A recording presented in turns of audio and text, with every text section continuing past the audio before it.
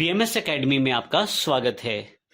Hello friends, Python series में आपका स्वागत है और मेरा नाम है वरिंदर सिंह। इस सेशन में हम बात करने वाले हैं डेटा टाइप्स की इंपॉर्टेंस की। मैं आपको ये बताना चाहता हूँ कि डेटा टाइप प्रयोग क्यों किए जाते हैं किसी लैंग्वेज में, लेकिन पाइथन में इसको किस तरह से प्रयोग किया जाता है। डेटा टाइप एक इंपॉर्टेंट कॉन्सेप्ट है और आपको कई बार इसका प्रयोग करना है डेटा टाइप्स को अलग अलग जगह। हालांकि पाइथन में इसको पर्टिकुलरली किसी कीवर्ड के साथ प्रयोग नहीं करना, लेकिन इसकी इंपॉर्टेंस अगर पता हो तो हम उन ऑपरेशंस को बड़ी आसानी से कर पाएंगे जो डेटा टाइप के साथ जुड़े हैं। डेटा टाइप किसी भी लैंग्वेज को एक स्ट्रॉन्ग टाइप लैंग्वेज बनाते हैं। ये इसका सबसे पहला इंपॉर्टेंट पार्ट रहता है या फीचर रहता है। अगर आप बिना डेटा टाइप के किसी लैंग्वेज को एज्यूम करना चाहते हैं तो पॉसिबल ही नहीं है।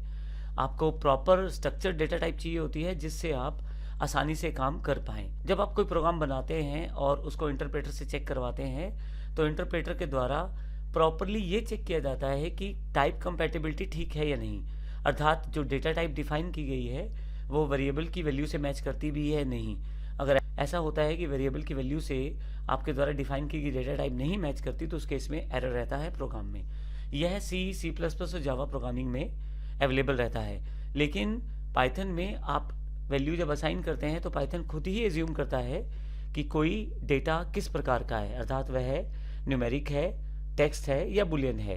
तो जिस तरह का डेटा है आप पाइथन को उसी तरह की वैल्यू में एज्यूम कर लेता है। अगर आपने x में 10 असाइन किया है तो ये माना जाएगा कि x जो वेरिएबल है वह इंटीजर डेटा टाइप का है, हालांकि आपने कहीं भी इंटीजर डेटा टाइप को मेंशन नहीं किया है।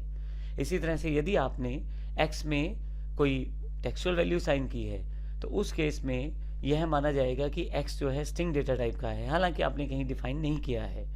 इसी तरह से यदि आपने x में बुलियन ट्रू फॉल्स स्टोर कर दिया है तो उस केस में माना जाएगा कि x जो है वह बुलियन डेटा टाइप है। क्योंकि हम पाइथन में मेंशन नहीं करते हैं तो इस केस में उसे पाइथन के द्वारा एज्यूम किया जाएगा।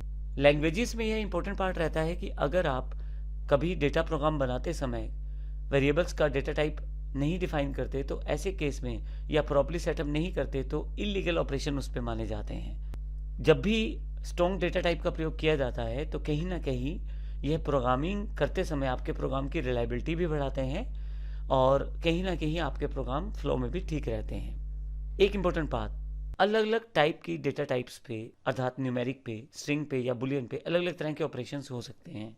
अगर आप ये डिफाइन ही ना करें कि कौन सा डेटा आप किस वेरिएबल में स्टोर करने जा रहे हैं या किस प्रकार का डेटा आप वेरिएबल में स्टोर करने जा रहे हैं तो वेरिएबल के ऊपर उस तरह के ऑपरेशन नहीं कर पाएंगे। एग्जाम्पल, स्ट्रिंग में आप काफ़ी तरह के ऑपरेशन कर सकते हैं, लेकिन अगर आपने ये डिफाइन ही नहीं किया कि आपका वेरिएबल जो है वो स्ट्रिंग डेटा टाइप का है तो इस केस में आप अपनी प्रोग्राम में उस पर किसी भी तरह का ऑपरेशन नहीं कर पाएंगे। तो ऐसे केस में आपको काफ़ी प्रॉब्लम आती है प्रोग्रामिंग करने में।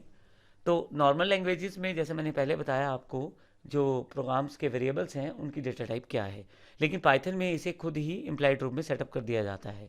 तो ध्यान रखिएगा, जब भी हम पाइथन प्रोग्रामिंग करते हैं तो किसी भी प्रकार की डेटा टाइप डिफाइन नहीं करते। पाइथन के द्वारा जो आप वैल्यू देते हैं उसे खुद ही मान लिया जाता है उस प्रकार की डेटा टाइप का वेरिएबल, और उसे डीम्ड माना जाता है कि पाइथन में अलग से किसी प्रकार के लिए आपको वेरिएबल डिक्लेयर नहीं करना पड़ता। तो ये डेटा टाइप्स हैं, ध्यान रखिएगा, और इसे हम आने वाले सेशंस में एक्सप्लोर करने वाले हैं बारी बारी से, और फिर देखेंगे किस प्रकार से हम डेटा टाइप्स का प्रयोग कर सकते हैं। धन्यवाद।